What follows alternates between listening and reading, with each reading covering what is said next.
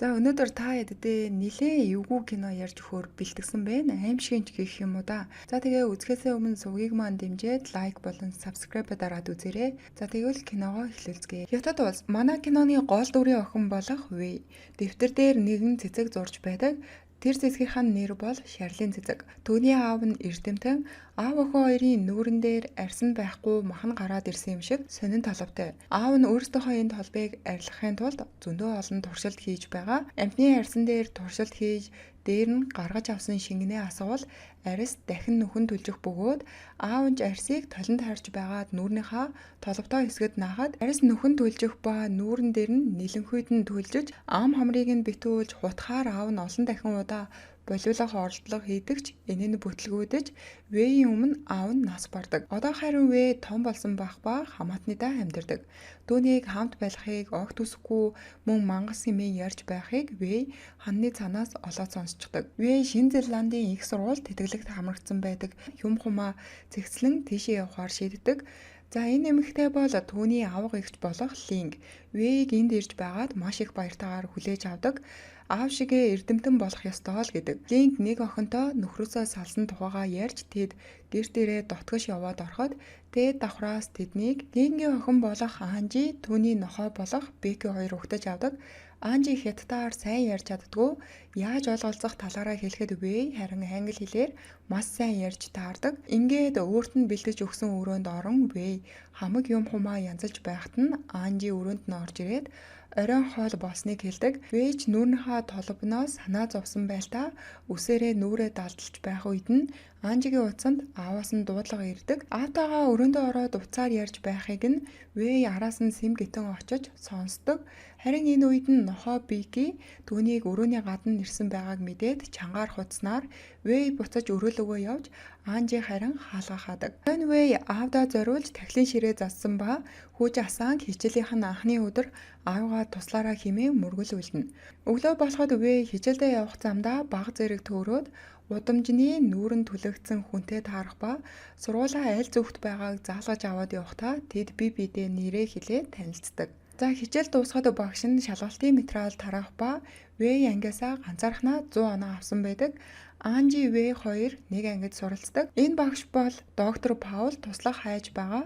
Сонирхсон хүмүүс CU-га илгээж болохыг хэлнэ, мөн лабораторийн туршлагатай болно л гэв. Вэйд бол энэ нь маш том боломж, хамгийн түрүүнд лабораторид очиж бүртгүүлээд аавынхаа дэвтрийг гаргаж ирээд харж байхад нь багш нь орж ирээд дэвтрийг нь авч харах ба Вэй аавынхын дэвтэр мөн эрдэмтэн байсныг хэлэхэд багш нь түүнийг туслахаараа авахар болдог. За Анжи хоёр найзтайгаа гэртээ ирэх ба хоёр найз нь тахилын ширээг харан их л гайхаж Вэйийн аавын зургийг хараад нүүрэн дээрх толбыг нь энэ юу вэ гэхэд Анжи Вэйд мөн байдгийг хэлж дараагаар нь тэд Вэйийн өрөөг сонирхоод яваад ороход олон тооны шавжны гэрэл зураг, туршилтын бололтой нүд тайлтрам зургууд байдаг. Шүүгийг нь онгойлгоод харуул дотор нь зөндөө олон мэс заслын багшнууд байхыг хараад энэ гурав шуутхан л өрөөнөөс нь гардаг. Орой Вэй гэртээ орж ирээд тэдэнтэй мэдлэхэд нөгөө гуравч өнгөлцгөө хагарталж очноо. Анжи, Эва, Джесс гээд хоёр найзаагаа Вэйд танилцуулдаг. Оройн хоолоо идээгүй байсан Вэй тэдний хаажууд гомьёо идэхэд бүгд л Вэйгээс зайгаа аваад холдно. За энэ үед доктор Паул нэгэн мэйл ирж байгаа харагдаг. Маргааш нь болоход Вэй, Анжи, Эва, Джесс гурийн хамтдаа байхыг хар зогсохдоо Эвагийн гаргаж байгаа үйлдэлийг дуурайж хийх ба тэдэн дээр явж очиод мэндэлж хамтдаа хоол идэхийг хэлээд миний аавын дуртай хоол байгаа юм тахилын ширээнд нь өргөх гэсэн юм гэж хэлснээр Хятад хоолны газарт очин Вэй тэдэнтэй хамт зургаад аруулаад хоол чухтун удалгүй ирэхэд бүгд л хоолыг хараад идэхгүй зайлсхийдэг. Харин Вэй хоолоо идэж эхлэхэд охтууд гинтхэн л ажилтаа хэмээн бүгд гарч явснаар Вэй хоолоо савлуулан харих замдаа гудамжинд амьдардаг Жон дээр очиж нүүрэн дээрх толбоо харуулж хүмүүс намайг өөрийгөө төлсөн юм уу гэж үргэлж асуудаг. Ээж маань манай өвөг дээдэс нэг муу зүйл хийсэн гэж хэлсэн. Тиймээс би ийм царай муутай болсон. Тиймээс л би өөрсдөө үзэсгэлэнтэй болгож чадна гэх ба Жон харин Вэйг чи царай муутай биш хөөхөн гэж хэлдэг. Энэ үед доктор Паул Вэйг дуудаж очиход гэрт нь хүргэж өгье гэдэг. Вэйж гайхан машинд сууж доктор Паул Вэйд лабораториа ашиглуулж хийж байгаа зүйлийг нь хянах болно гэх ба бид хоёр тархиа нийлүүлэх юм бол бид үнэхээр өөрчлөлт авчрахаар ямар нэгэн зүйл хийж чадах байх гэж хэлснээр инээмсэгэлдэг. Маргаашнаас эхлэхээр болоод Вэйж гэртээ ороод энэхүү мэдээгээ аавынхаа дахлын ширээний урд зогсоод хэлж байх үед нь хоёр давхарт чимээ гарч Вэй дээш өгснөө. Анжи найз залуутайгаа байхыг харах ба Бики шууд л хуцаж Анжиж нохоогоо Вэйг харахаараа дандаа хуцдгийг мэддэг тул найз залуугаа хурдхан л явуулдаг. Анжи доош бууж ирээд Вэйд хандан бид гэртээ дүрм гаргах хэрэгтэй. Би чамааг харахыг сонсохыг хүсэхгүй байна. Бас гэртээ ирээд хүч болон муудсан хоолны үнэртгийг хүсэхгүй байгаагаа хэлдэг. Маргааш нь болоход Вэй лабораторид ирсэн ба арсны эдисийг дахин нүхэн түлжүүлэх ажил хийхээр багштайгаа ярилцаж амжилттай болвол түлэгдсэн бүх хүмүүс маш хөөрхөн харагдана гэж Вэй хэлдэг. За хэдэн өдөр Вэй багштайгаа хамт туршилт хийсэн боловч бүх туршилт нь бүтлгүүдэж ямар ч амжилт олоогүй байдаг.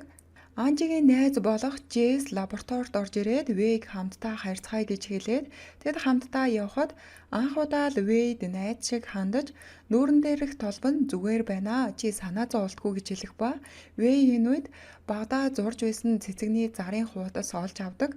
Джесс Вэй хоёр хамтдаа дуу сонсож Вэйж энэ үед их л баяртай Мишель тодруулдаг.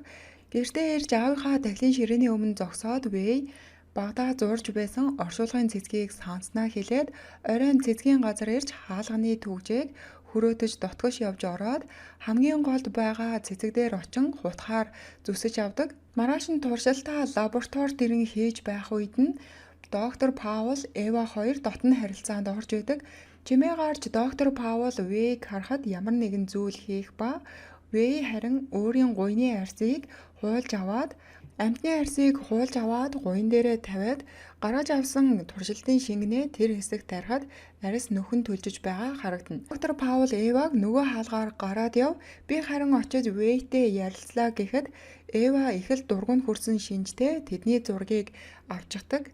Вэй доктор Паул туршилт хийсэн газраа харуулж томьёо болж байна гэж байхад цаанаас Эва орж ирээд энэ хоёр хоёулаа сандардаг ба Эвач бүр Вэйг доктор Паултай хардаад байдаг цаагаараа Вэйг хамтдаа охидын орой хийцгээе гэж хэлээд Эва дагуулад гарахад Вэй лабораторид аавынхаа дэвтрийг үлдээсэн байдаг. Доктор Паул дэвтрийг аваад найзлуугаа яриад хятадаар бичсэн зүйлсийг орчуулж өгөхийг гуйж зургийг нь дарж явуулдаг. Эва Анжи руу Вэй болон доктор Паул хоёрын зургийг явуулахад Анжич зургийг хараад гэртээ ууртаа наргагүй ирж Вэйг дуудахад Вэй харин гэртээ ирээгүй байдаг. Ээжлүүгээ залгаад гэртээ хурдан ирэхийг хэлээд Вэй миний амьдралыг сүрүүлж байна хэмээн ээжтэйгээ нэлээд ширүүхэн маргалдаг. Вэй ямар нэгэн буруу зүйл хийж байна. Хятадлуун түүнийг буцааж явуулах хэрэгтэй. Түүний гэрт байгаа цагт би гэртээ байхгүй аавдаар очино гэж ээжтэйгээ ярьдаг. За Эва энэ үед Вэйг нэг газар авчрах бөгөөд дахиад доктор Паул багшид ойртох хэрэггүй холхон байхыг сануулад энд нь орхиод явчихдаг. Вэй уйлаад л хоцордог. Алгасаар гэртээ орж ирэхэд Анжи буудан дээрээ уйлаад суух ба Вэйийн аавын тахилын ширээг бүгдийг нь буулгаад хаячихсан байдаг. Улмаар Вэй уурлаж Анжи Вэй хоёр хоорондоо муудалцаж сүүлдээ зодтолдох ба Вэйийн хоолойг Анжи боож байх үед нь хажууд байсан савхыг аваад Вэй нүдлүүн шууд зоочдаг ба энэ үед Анжи ямар ч ухаангүй болоод унчихдаг. Харин ээж нь Анжитай муудалцсан болохоор гэрлүүгээ ирж байх бөгөөд уцлуунд байнга л залгасаар байдаг. Вэй Анжиг чирсээр байгаад өрөөнд нь оруулж ирээд байрны дотор нь хэвтүүлж байгаад би одоо чамааг буцааж авчрах болно гэх ба Вэй гартаа туршилтаар гаргаж авсан шингэнээ атгасан байдаг. Анжигийн нүднээс савхыг суглаж аваад өөрийнхөө нүрийг тойруулж зүсэх ба дараа нь Анжигийн нүрний арсыг хуулж аваад туршилтын шингэнээ баг багаар нь дээр нь тарьж дараагаар нь арсыг нүүрэн дээрээ наахад арьс Вэйийн нүүрний зүсэгдсэн хэсэгтээ нийлж нөхөн түлжих ба Вэй одооноос Анжигийн дүр тоглох болно. Юу юугүй л ээж нь ирж байгаа болохоор хурдхан усанд ороод Анжигийн хувцснаас өмсөх гэж байхад нь өрөөнд нь линг ороод ирдэг. Охинлуугаа орилж ярьсандаа уучлалт гуйхад Вэй ч өмнөөс нь намайг бас уучлаарай гэх бөгөөд линг энэ үед охиноо тэврээд надад чийл байгаа шүү дээ. Ээж нь үргэлж чиний талд байх болно. Би чамд халуун шоколад хийж өгье гэж хэлснээр доош буудаг. Вэй Анжиг орныхон дор нуусан ба Бики харин хүлээгэнд долоож эзнээ сэрэхийг оролдож байдаг. За Вэй Анжигийн найзуудтайгаа байгаа бичлэгийг нь үзэн түүний гаргаж байгаа зан, характер, инээж байгааг нь дуурайхаар оролддог. Линк охиныхоо өрөөний хаалгыг тогшоод ээж нь охиндоо хайртай үргэлж хамт байдгүйд уучлаарай 7 хоногийн дараа ээж нь буцаад ирнэ гэж хэлээд явдаг. Вэй дахин бичлэгийг тоглуулж Анжитай ижилхэн болохоор бэлдэж маргааш нь хувцсыг нь өмсөөд сургууль дээр ирдэг. Вэйг сургуулийн коридороор явж байхад нь Анжигийн найз залуу цаанаас ирээд орой хоёлаа хамтдаа хоол идэх гэх ба урал дээр нь үнсээд явдаг. Анжигийн хоёр найз болох Эва Жес хоёр Анжиг их сонирн болсон байна. Чиний би ч өвдсөн юм уу? Удахгүй зүгээр болно үстэй гэж хоорондоо ярилцаж байдаг. Вэй гэрт ирээд усанд ороод хувцас солиод Анжигийн найз залуутай болцохоор явдаг. Өрөөнд харин Анжигийн цогцыг гялгар уутанд боосон байгаа харагдана. Болцох газраа ирж тэд үнсэлцэж эхлэх ба энэ үед Вэйийн арьс наасан хэсгээс цус гарч дараа нь залуугийн нүүрэн дээр Анжигийн нүүрний арьс хууларч унаад үүнийг харсан залууч бүр шоконд ороод айж хоошоо болохдоо доош унаад хүчигдэг. Вэйч дээрээс нь хараад уучлаарай гэж уйлан гэртээ буцаж ирээд аавынхаа дэвтрийг хайхад хаанаас ч олдохгүй багш руугаа залгахад Вэйийн дуудлагыг огт авдаггүй. Доктор Паул харин интернетээс Вэйийн аавын талаар судалсаар л сууж байгаа харагдаг. Вэй үлдсэн шингэнийг дахин арьсан дээр тавьж нүүрэн дээрээ наах ба энэ үед Паул дэвтэр дээр зурсан цэцгийг харж Вэйийн ирж байсан газар ирж байх бөгөөд Вэйг ирж байснаас цэцэг тис өөр болсон харагдана. Доктор Паул цэцэгний үндснээс баг зэрэг шингэн авдаг. Луу найз нь залгаж дэвтрийг орчуулсан. Чиний ажилтай холбоог би мэдэж байна. Гэхдээ энэ арай хэтэрхий эн чинь хятадын эрүүдэн шүүх шиг юм. Юу хийгээд байгаа юм гэж гайхаж ярьж байдаг. Вэй багш руугаа дахин залгаж Паул энэ үед нэг юм уцаа авдаг. Дэвтэр нь алга болчихсон гэх ба Вэй урдаас нь тэр дэвтэр дээр байгаа бүх зүйлс аавынх нь ажил гэсэнд Паул ахлах эрдэмтний хувьд энэ бол одооноос миний ажил гэдэг. Вэй буцаад гарах замдаа Эва гадаа байхыг олж хараад очоод гэртээ хүргэж өгөхийг гуйдаг. Улмаар Вэй аавынхаа дэвтрийг олохын тулд Эваг хоёр дахь хохирогчоор сонгож байгаа харагддаг. Вэй гэрт орж ирээд дахин шингэн гаргаж авахаар туршилт хийж байх үед түүний арьс улмал өвчсээр байдаг.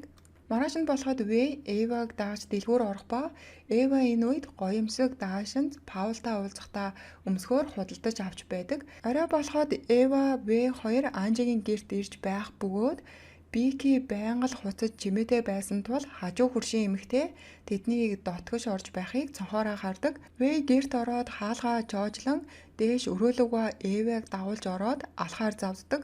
Эва энэ үед гялсал зүгтаад гарах гэсэн боловч хаалга онгоохгүй төгжээтэй байшингийн засвар хийж байсан онгорхой хэсгээр гарч хашааны хаалган дээр ирэхэд мөн л чоождоо. Тэнд байх усан санд орж нуугдахад Вэг гартаа дэрэл барин араас нь гарч ирээд Эваг хайх ба усан санд байгааг мэдэнгүүтээ өснөөс нь зулгааж толгойнх нь орой дээрээс өрөмдөөд Эваг алчдаг. Алсныхаа дараагаар эвгүй гэгч нь Вэй инээж байдаг.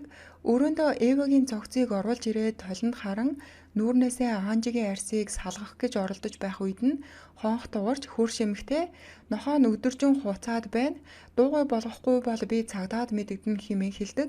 Вэй тал арьсыг нүүрнээсээ хуулсан байдаг ба өглөө болоход Эвагийн нүүрний арьсыг нүүрэндээ наасан байх бөгөөд Эвагийн дүр төрхтөө болохын тулд үсээ хүртэл шаран өр ботсон байдаг. Вэй аавынхаа зургийг хараад би дэвтрийг заавал олох болно. Танд амлаж байна. Би түүнээс хариугаа авна. Та надаар бахархаж байна уу ааваа? Би одоо үнэхээр хөөрхөн болсныг хардаа гэж хэлдэг. Суулдраа очиход Жэс Анжи болон Вэй хоёртой огт холбогдож болохгүй байна. Ямар ч хариу өгөхгүй байгаа хэмээн хэлээд их л санаан зовсон байлтай харагдаг. Вэй тэр хоёр өвдсөн. Чи яагаад энэ бүгдийг надаас асуугаад байгаа юм гэж хэлээд урдаас нь уцаарладаг. Доктор Паул лекц орж байхад нь Вэй гаднаас орж ирээд ийм үйлдэл гаргаж Паулын анхаарлыг татдаг. Хичээлийн дараа тэд Паулийн гэрт ирж дотнд харилцаанд ордог. Орой болоход Вэй хөрөө барин Эвагийн цогцны хажуу зогсож байх ба дараа нь хэн нэгний цогцыг усан санд хийж орхидог. Гэртээ орж ирээд хоол идэж байх үед нь Анжи, Эва мөн өөрийнх нь уцанд дуудлага болон мессеж ирсээр л байдаг. Доктор Паул хэдэн өдөр туршилтаар ажилласны эцэст үр дүнд хүрч хоёр арьсыг хоорондоо нөхөн түлжүүлэх шингэн гаргаж авсан байдаг. Эвагийн уцлуу заалгаж би Нобелийн шагнал авахар болчих болчихлоо. Энэ баяраа хоёулаа тэмдэглэе гэж хэлээд Эваг гэртээ дууддаг. Вэй доктор Паулын доцсон сууж байгаа харагдаг. Энэ үед Паул нууц зэпээ хаалгүй үлдээж Вэй харин нууцаар дөхөж очоод тэнд нь байх уруу шилтэй шингэнийг авч Паул толгоо өвдөд байна гэртээ хайрлаа гэж хэлээд Паулыг үнсээд гэрээс нь гардаг. Доктор Паул явсныхан дараагаар зэпээ очиж шалгавал гаргаж авсан шингэнд байхгүй амандаа тэр авчихсан байна хэмээн Вэйг хараадаг. Вэй гэртээ ирээд Эвагийн арьсыг нүүрнээсээ хуулж авах ба энэ үед гаднаас Жэс ороод ирдэг. Вэйг хараад чи зүгээр үү? Би чамд их санаа зовсон гэж хэлээд ээжийнхээ хийсэн амттан өгөхөөр ирсэн байдаг. Хүргэгч онгоолгоод хартал ямар нэгэн зүйл байх ба Жэс чочож Вэй хүнсний скотчоор нүрийг нь ороож байгаад Жэсийг мөн алчдаг.